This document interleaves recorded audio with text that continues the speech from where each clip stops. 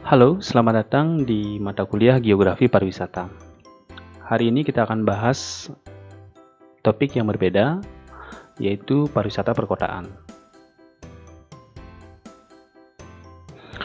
Pada minggu lalu kita sudah membahas karakteristik wilayah terhadap potensi pengembangan pariwisata. Nah, berdasarkan karakteristik wilayah, kita melihat beberapa potensi pengembangan sektor kepariwisataan dengan tema dari masing-masing potensi yang ada. Di sini kemudian dibagi menjadi 4 tema pengembangan kepariwisataan, yaitu pariwisata perkotaan, pariwisata pedesaan, pariwisata kawasan hutan, dan pariwisata pesisir. Pengembangan ini berdasarkan karakteristik wilayah dari sisi aspek geografis, baik itu misalnya kelerengan, kemudian morfologi wilayah, kemudian kondisi iklim, termasuk juga tutupan lahan dan penggunaan lahan. Seperti kita ketahui, sebuah wilayah tentu memiliki karakteristik yang beragam. Dari sisi tutupan lahan misalnya, ada kawasan dengan konsentrasi permukiman, di mana berbagai jenis kegiatan kawasan terbangun, pusat ekonomi, pusat fasilitas, pusat kegiatan pendidikan dan sebagainya terkonsentrasi pada satu wilayah tertentu, yang kemudian kita sebut sebagai kawasan perkotaan. Ada juga wilayah lain dengan dominasi misalnya kegiatan pertanian, struktur ekonominya masih sangat sederhana, tingkat kekeluargaannya tinggi, kemudian kawasan terbangunnya rendah. Itu mencirikan kawasan pedesaan. Lain lagi misalnya sebuah kawasan yang hampir tidak memiliki masyarakat di dalamnya, penggunaan atau tutupan lahannya adalah jenis tanaman besar yang rapat dan sebagainya, kemudian kita kenal sebagai kawasan hutan.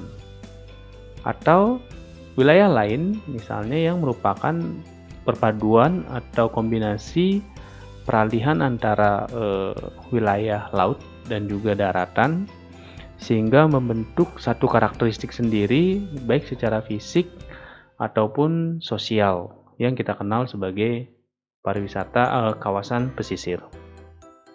Nah, pada kesempatan kali ini kita akan fokus pada pariwisata perkotaan.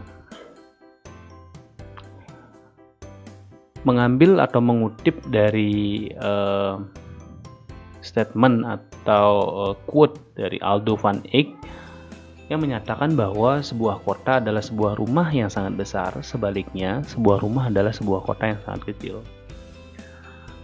Jadi apa yang disampaikan Aldo van Eyck ini merupakan kerangka konseptual bagaimana kita seharusnya memandang atau melihat sebuah kota. Kenapa? Karena kita selama ini atau beberapa ahli atau beberapa penelitian merujuk kota sebagai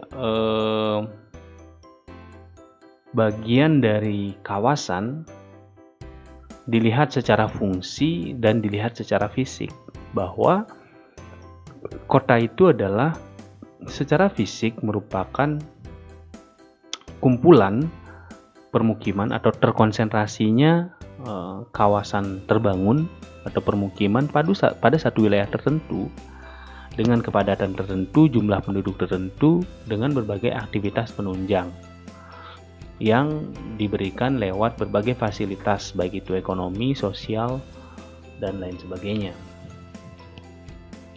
tanpa kemudian melihat fungsi lain dari kota itu sebagai tempat hidup dari warga masyarakat yang ada di dalamnya.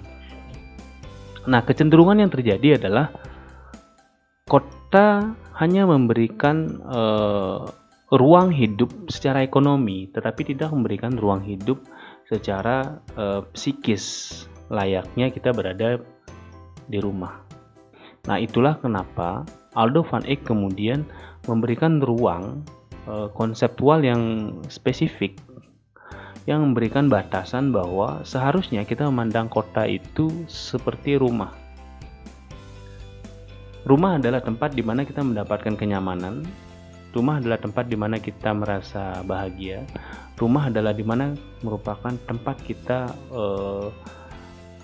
melakukan pelarian dari berbagai aktivitas yang tidak menyenangkan di luar sana. Yang artinya apa? Bahwa ruang tidak menyenangkan itu adalah kota itu sendiri. Nah, paradigma inilah yang seharusnya dirubah.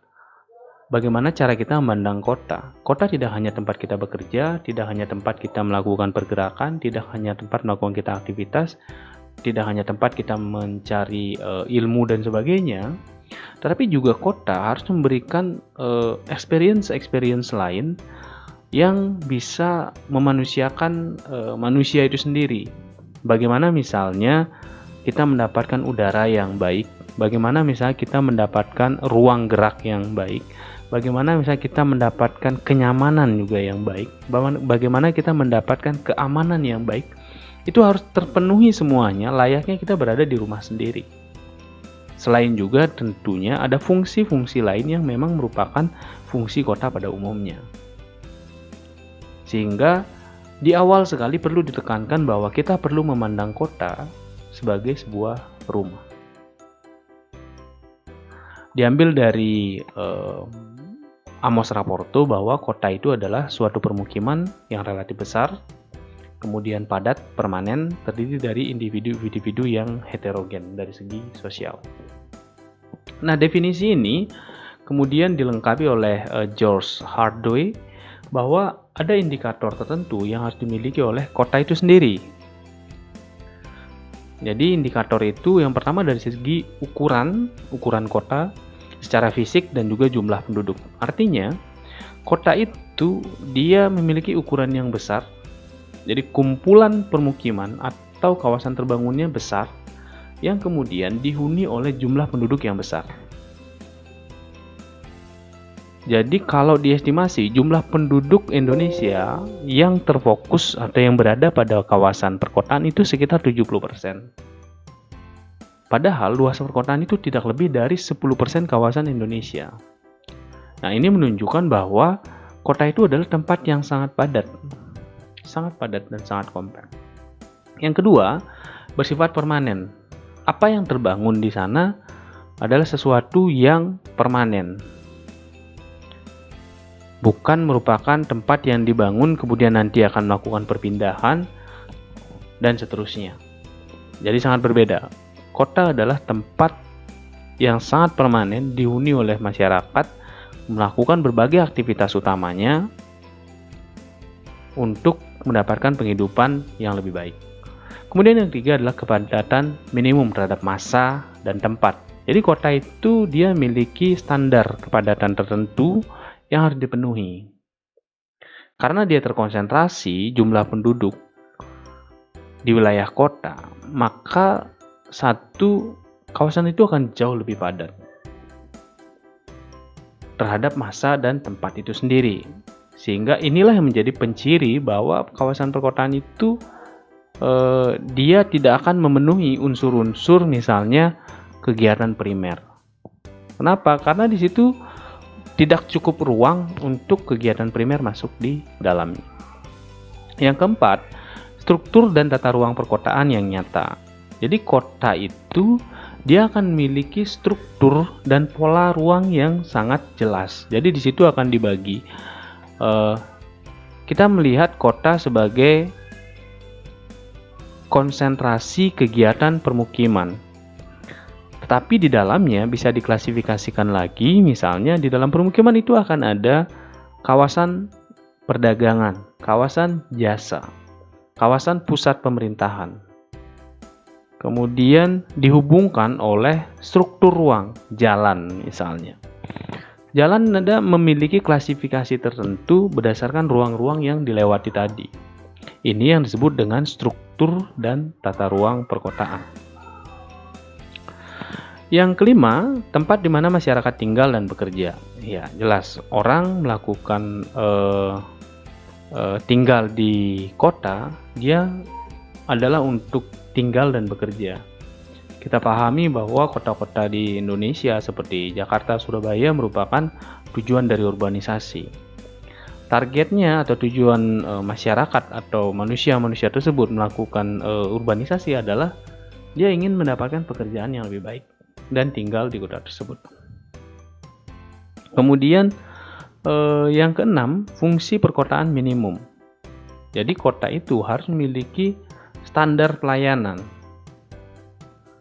Seperti misalnya ada pasar, kemudian pusat administrasi atau pemerintahan, kemudian pusat militer, pusat keagamaan, atau pusat aktivitas intelektual bersama dengan kelembagaan yang sama. Artinya, perkotaan itu atau kota itu harus memiliki berbagai fasilitas yang mampu memenuhi kebutuhan masyarakat yang ada di dalamnya untuk berbagai kegiatan, mulai dari ekonomi sampai kegiatan sosial. Yang ketujuh, heterogenitas dan pembedaan yang bersifat hierarki pada masyarakat. Kota adalah perkumpulan atau gabungan dari berbagai aspek masyarakat dengan kondisi sosial budaya yang berbeda. Sehingga mau tidak mau ada heterogenitas masyarakat yang kemudian berkumpul menjadi satu pada kawasan perkotaan. Yang kedelapan adalah pusat ekonomi perkotaan yang menghubungkan daerah pertanian di tepi kota dan memproses bahan mentah untuk pemasaran yang lebih luas. Kota tidak menyediakan ruang untuk aktivitas primer atau pertanian, sehingga kota hanya akan menyediakan kegiatan sekunder dan tersier di situ. Yang artinya kota akan menjadi tempat di mana barang-barang primer dari sekitar kawasan perkotaan masuk, yang kemudian akan diolah menjadi produk siap konsumsi oleh masyarakat di perkotaan itu sendiri, atau juga bisa didistribusikan kembali ke tempat-tempat lain yang membutuhkan. Kemudian yang kesembilan adalah pusat pelayanan bagi daerah-daerah lingkungan setempat. Bahwa kota merupakan pusat dari berbagai penyediaan fasilitas, baik itu pendidikan, kesehatan, termasuk juga pelayanan, administrasi. Maka mau tidak mau, kota kemudian menjadi pusat pelayanan bagi daerah-daerah di sekitar kota itu sendiri. Yang ke-10, pusat penyebaran. Seperti saya jelaskan tadi bahwa produk-produk pertanian dari kawasan pedesaan di sekitar kota itu kemudian akan masuk ke kota, diproses menjadi barang siap saji, itu akan disebarkan kembali. Disebarkan ke dalam kota itu sendiri untuk memenuhi kebutuhan masyarakat atau ke kota lain, bahkan kembali ke desa-desa yang membutuhkan produk siap konsumsi tersebut. Itulah kenapa kota disebut sebagai pusat penyebaran.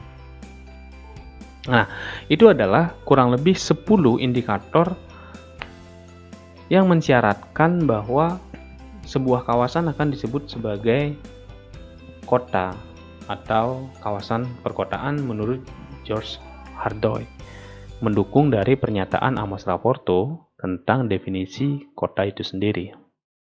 Masih mengutip dari Amos Rapporto bahwa gambar 6.22 menunjukkan bagaimana struktur kota menurut teori konseptual ya.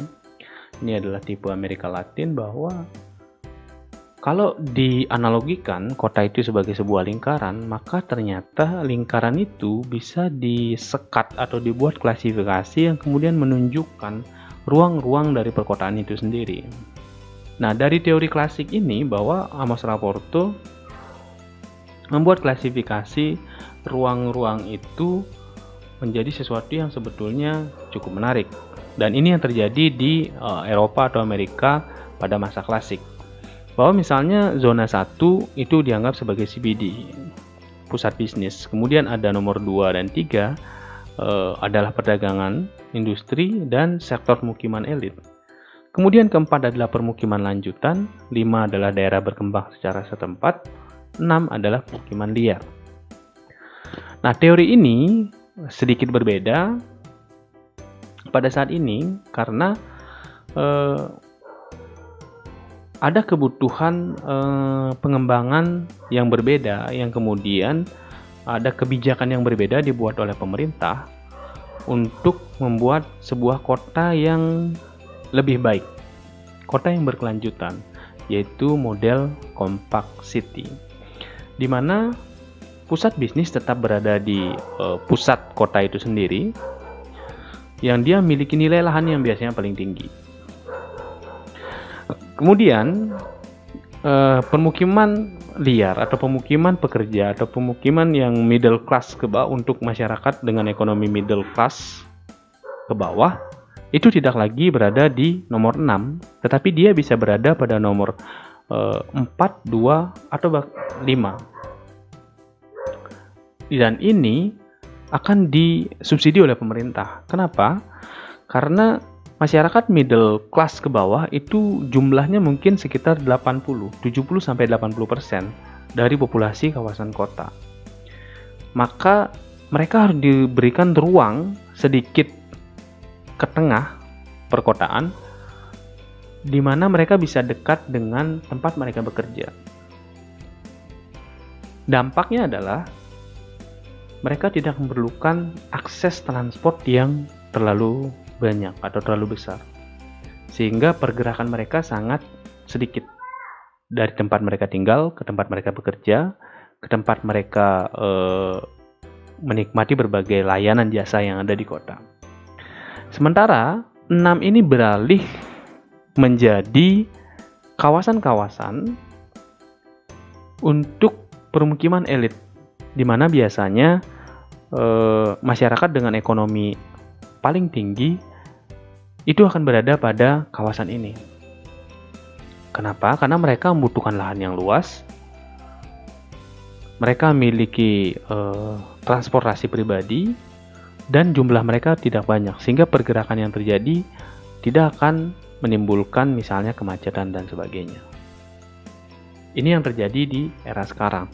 Nah, kalau di daerah Indonesia sendiri, misalnya kita ambil kota Denpasar, pola dari struktur perkotaan klasik ini masih terjadi. Kita lihat misalnya di pusat kota, harga tanah paling mahal atau paling tinggi, di mana masyarakat middle class ke bawah itu tidak mampu untuk beli lahan, sehingga mereka harus membeli ke daerah pinggir, misalnya di daerah Gianyar, Batu Bulan, kemudian Denpasar berbatasan dengan Badung di daerah utara dan sebagainya.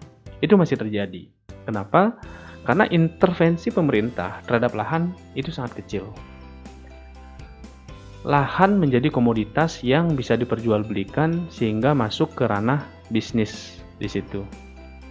Ini yang menjadi pembeda kenapa kemudian struktur perkotaan di luar sana akan sangat berbeda misalnya dengan struktur perkotaan di Indonesia saat ini.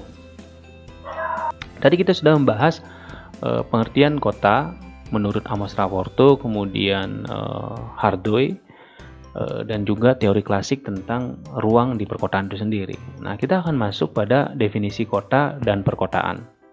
Di sini saya mengambil dua rujukan, yaitu menurut Alan S. Berger dan juga Undang-Undang Penataan Ruang Nomor 26 Tahun 2007. Bahwa ada sedikit perbedaan di situ. Jadi definisi kota dan perkotaan menurut Alan S. Berger adalah suatu permukiman yang menetap, ya, tentu sifatnya permanen dengan penduduk yang heterogen, di mana di kota itu dilengkapi dengan berbagai fasilitas yang terintegrasi membentuk sebuah sistem sosial dan seterusnya. Secara sederhana bahwa kota ini adalah kumpulan permukiman, di mana permukiman itu dihuni oleh masyarakat yang heterogen dari berbagai suku, daerah dengan latar belakang sosial budaya yang berbeda, di mana kemudian di situ dilengkapi berbagai fasilitas untuk memberikan kenyamanan bagi warga yang ada di situ, dan itu terintegrasi sehingga membentuk satu sistem sosial tersendiri. Nah, sedangkan menurut Undang-Undang Penataan Ruang Nomor 26 Tahun 2007, kawasan perkotaan itu dianggap sebagai sebuah wilayah yang punya kegiatan utama bukan pertanian. Dengan susunan fungsi kawasan sebagai tempat permukiman perkotaan, pemusatan dan distribusi pelayanan jasa pemerintahan, pelayanan sosial, dan kegiatan ekonomi. Jadi pengertian kawasan perkotaan menurut undang-undang ini dia lebih spesifik dan terklasifikasi secara lebih jelas bahwa kata kuncinya adalah satu, kawasan perkotaan itu adalah kegiatan bukan pertanian. Artinya sektor jasa menjadi hal utama yang dilakukan di kawasan perkotaan. Kemudian di situ pemusatan dan distribusi pelayanan jasa pemerintahan. Artinya fasilitas pemerintah akan terkonsentrasi di kawasan perkotaan itu sendiri. Termasuk juga misalnya berbagai fasilitas untuk pelayanan sosial, terutamanya adalah kegiatan ekonomi. Kemudian melihat bagaimana pengertian tadi kota itu sendiri memunculkan sebuah standar baru bahwa kota itu memberikan pelayanan jasa. Ini sebetulnya yang menjadi cikal bakal kenapa kemudian muncul sebuah konsep baru yang namanya pariwisata perkotaan. Pariwisata perkotaan adalah pariwisata yang memberikan layanan atau services kepada orang-orang yang datang ke kota tersebut untuk menikmati kota tersebut. Fasilitas tersebut adalah fasilitas-fasilitas yang memang ada di kawasan perkotaan. Nah, bagaimana sejarah pariwisata perkotaan itu sendiri? Itu muncul pada akhir tahun 1970-an bahwa ada yang namanya konsep globalisasi. Globalisasi ini memberikan ruang yang lebih besar kepada setiap negara untuk melakukan komunikasi, melakukan interaksi, dan juga melakukan transaksi kepada setiap negara. Hal ini kemudian menimbulkan perkembangan yang secara lebih spesifik ke masing-masing tempat di setiap negara, yaitu kota. Nah, terjadi yang namanya proses deindustrialisasi pada kawasan perkotaan, di mana investasi di industri jasa menjadi sangat besar. Kenapa? Karena interaksi antara negara itu kemudian menyebabkan terjadi yang namanya proses perpindahan orang untuk sementara waktu, misalnya dari satu negara ke negara lain, sehingga diperlukan services di negara tersebut, yaitu di kota.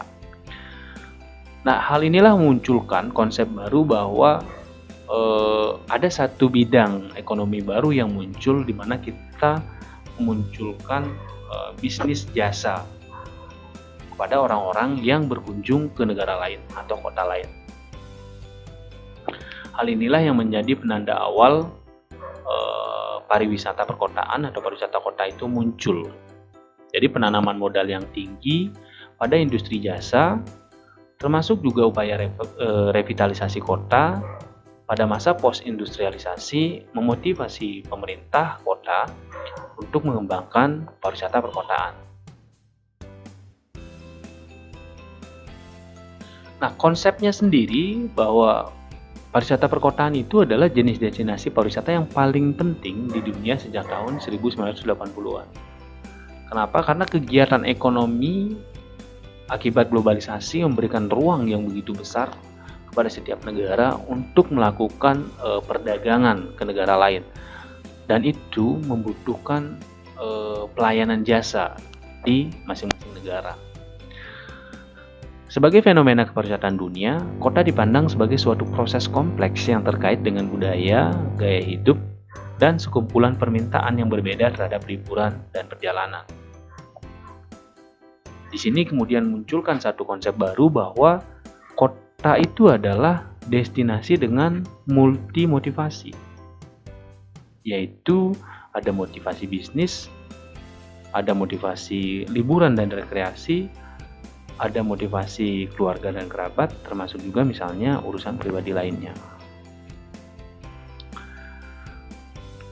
Nah, kalau kemudian kita merujuk pada pengertian pariwisata perkotaan yang diungkapkan oleh beberapa ahli, di situ saya mengambil pengertian yang disampaikan oleh Klinger dan Inskeep. Menurut Klinger bahwa pariwisata perkotaan secara sederhana dianggap sebagai sekumpulan sumber daya atau kegiatan wisata yang berlokasi di kota dan menawarkan kepada pengunjung dari tempat lain.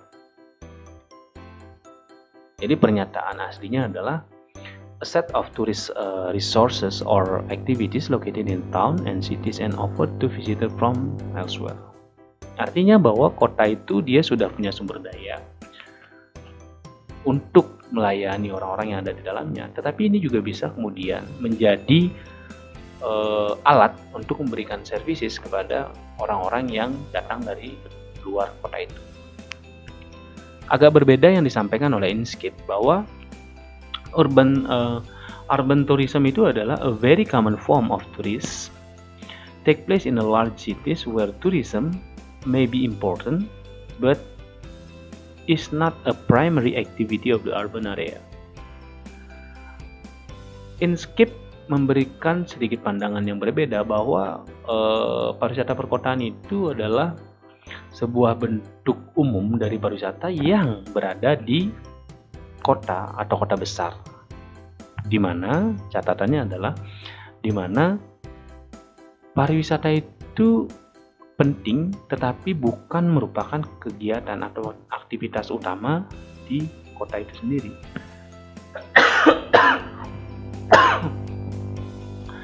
Nah, yang menarik yang disampaikan oleh Inskeep adalah pada bagian kedua, typically oriented to a specific attraction.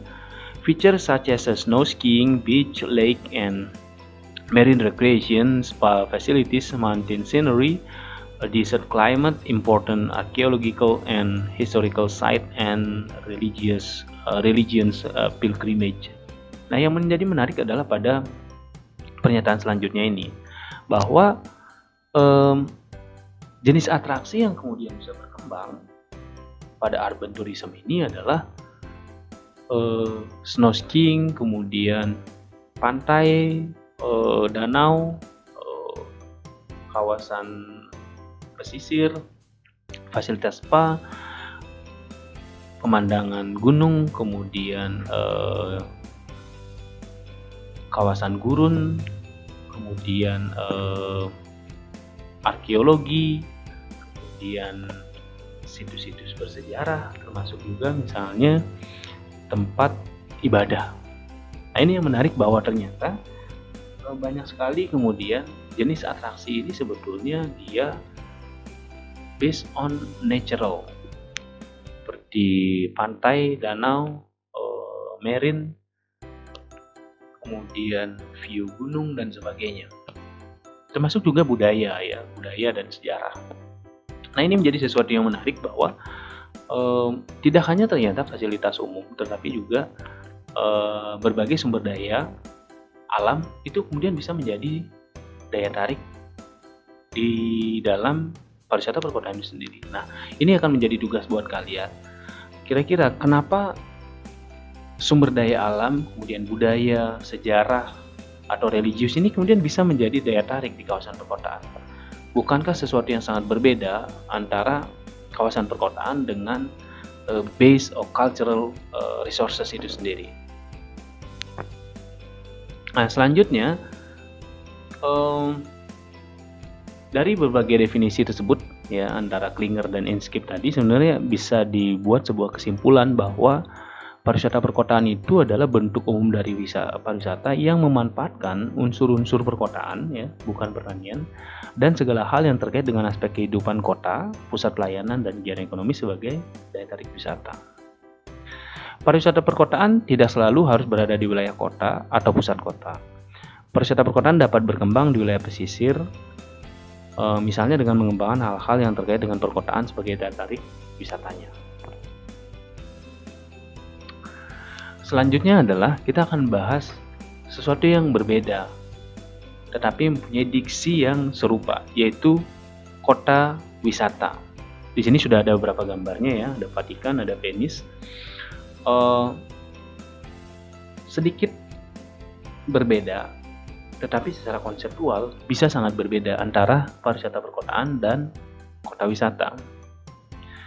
Secara definisi, kota wisata itu adalah kota yang memang dibangun untuk pariwisata dan wisatawan, dengan mengandalkan pariwisata sebagai sektor utama penggerak ekonomi kota.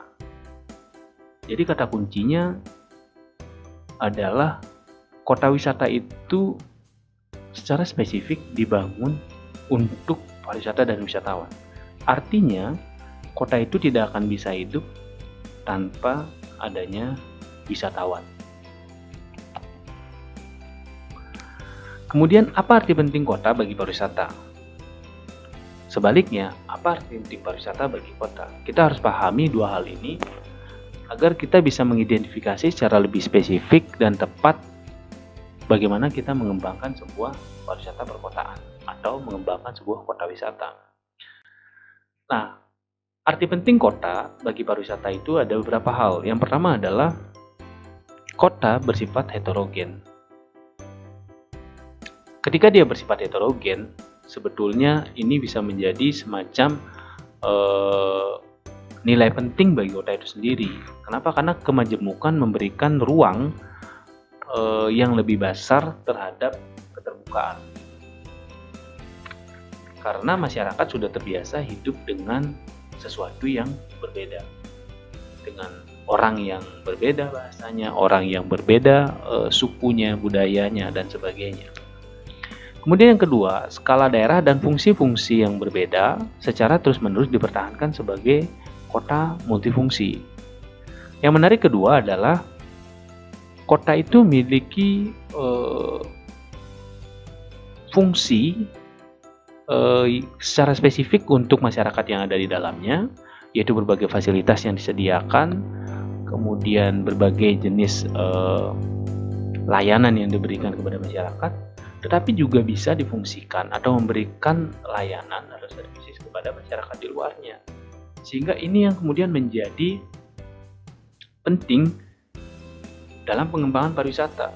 Kenapa? Karena sangat sedikit dibutuhkan pengembangan-pengembangan lain untuk memberikan layanan kepada orang-orang yang datang ke kota tersebut. Karena memang kotanya sudah terbangun, fasilitasnya sudah tersedia, berbagai layanan yang sudah tersedia.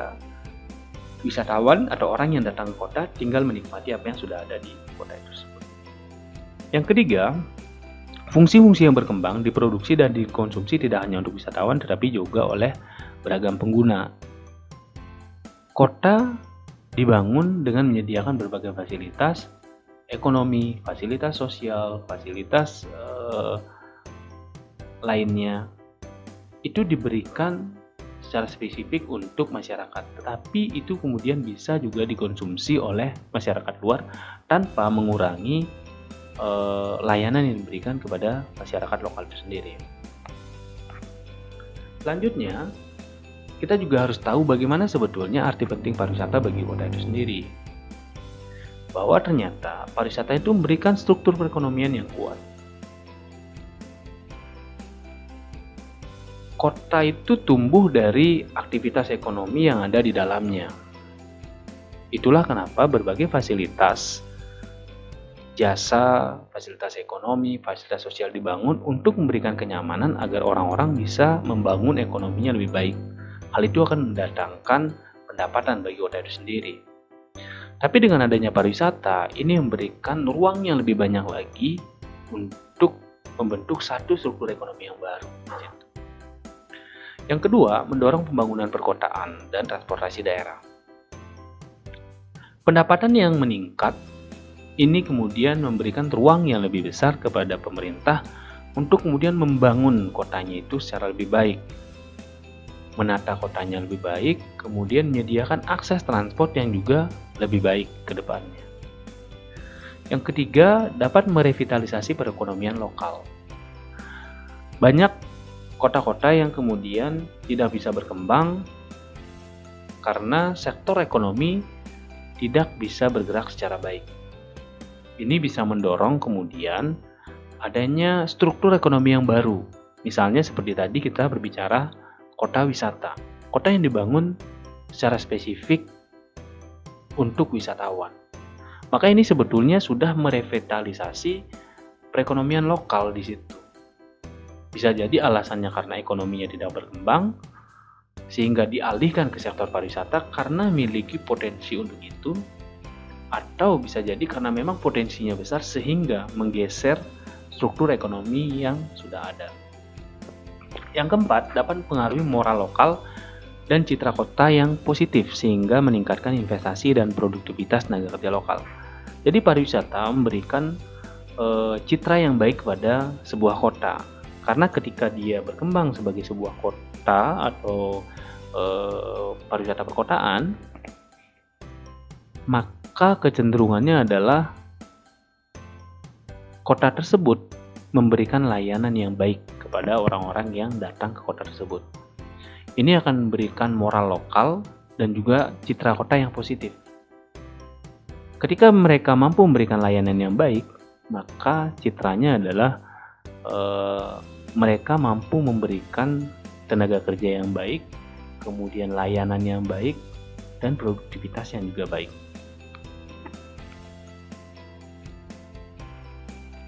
Jadi kita sudah memahami bagaimana arti penting kota untuk pariwisata, sebaliknya arti penting pariwisata bagi kota. Masing-masing memiliki peranannya, baik itu terhadap pariwisata ataupun pembangunan kota sendiri. Dilihat dari tipologinya, pariwisata perkotaan sebetulnya bisa terbentuk dari struktur kota itu sendiri. Misalnya kita mengenal ada yang namanya ibu kota. Biasanya memiliki peran administratif dan bisnis yang dapat menarik wisatawan.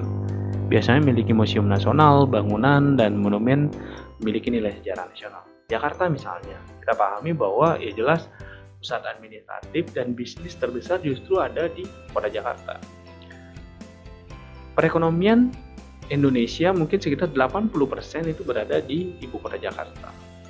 Sehingga ini mengundang berbagai pergerakan orang, tidak hanya dari dalam Indonesia sendiri, tetapi dari luar negeri juga melakukan aktivitas bisnis di kota Jakarta. Sehingga mau tidak mau bisnis jasa akan berkembang sangat baik. Inilah yang memunculkan pariwisata perkotaan di kota. Dan yang kedua adalah kota-kota industri.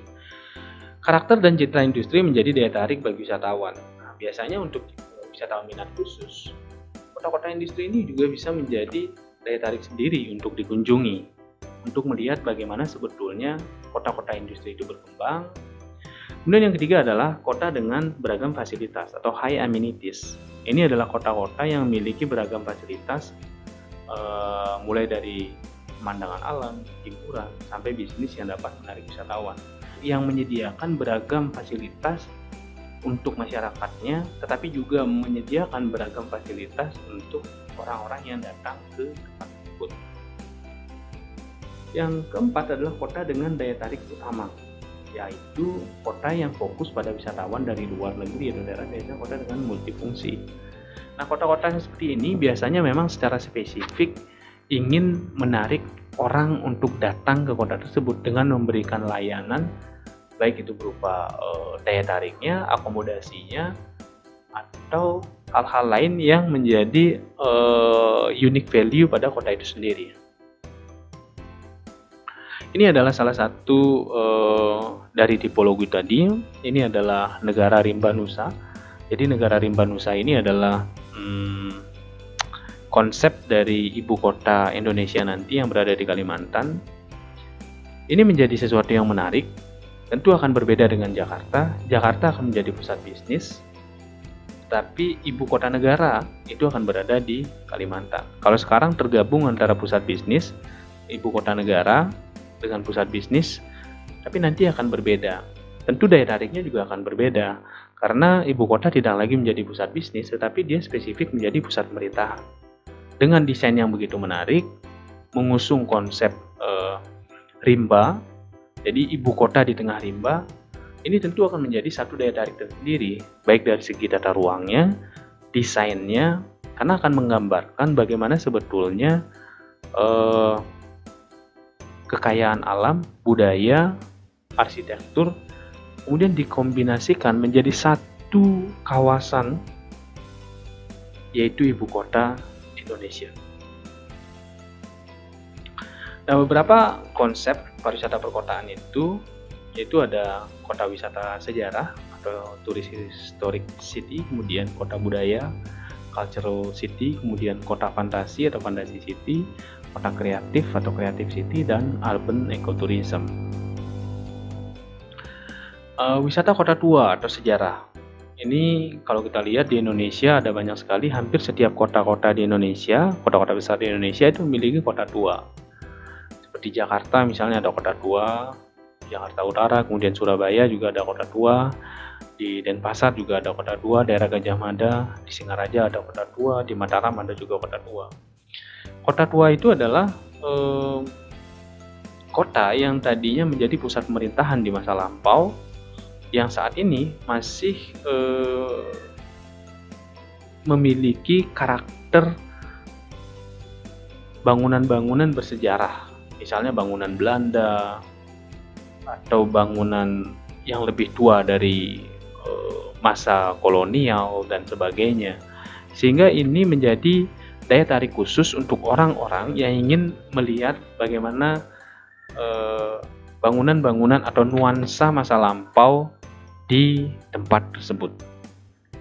Ini akan menjadi satu daya tarik sendiri di dalam konteks pariwisata perkotaan, karena kota tua itu adalah kota yang tadinya, kawasan yang tadinya menjadi pusat perkotaan di masa lampau.